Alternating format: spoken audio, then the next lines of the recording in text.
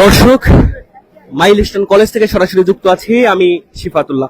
আপনারা দেখতে পাচ্ছেন মাইলস্টোন কলেজে যে জায়গাটিতে বিমানটি বিধ্বস্ত হয়েছে সেই জায়গায় উৎসুক জনতা এবং শিক্ষার্থীরা ভিড় করেছে এবং এখানে সাংবাদিকরা রয়েছেন, তারা বিভিন্ন তথ্য সংগ্রহ করছেন।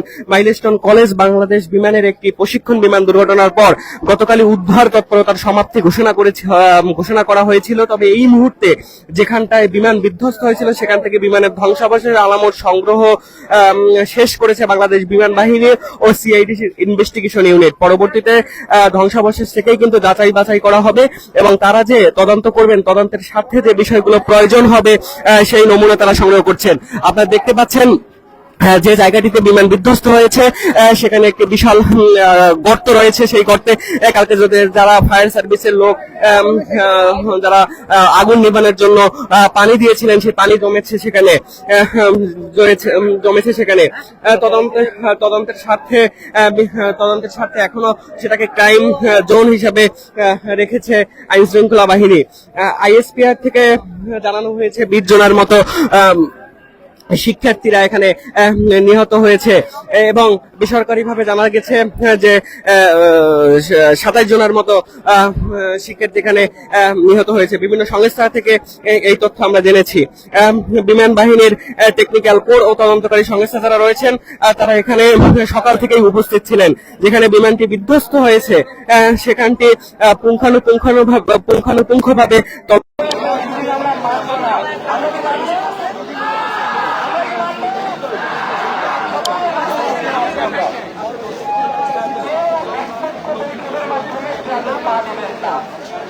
আমরা এক পক্ষ বৈঠকের মাধ্যমে আমাদের এবং আমরা তারা এখন আমরা জবাব যাবো, আমাদের পূর্ব ঘোষণা আমরা যাবো। সবাই মাঠে মাধ্যমে সবাই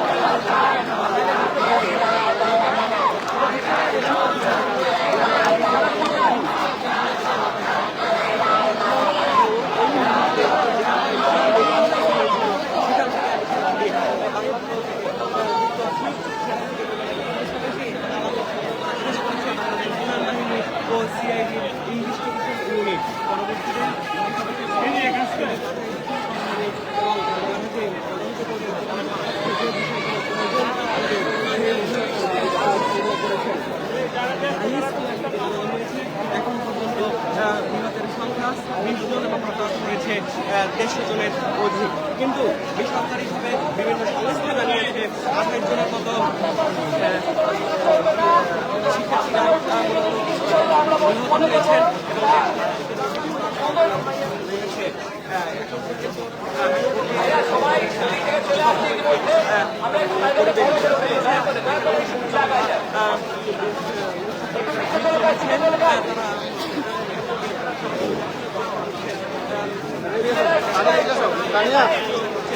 আপনারা দেখতে পাচ্ছেন।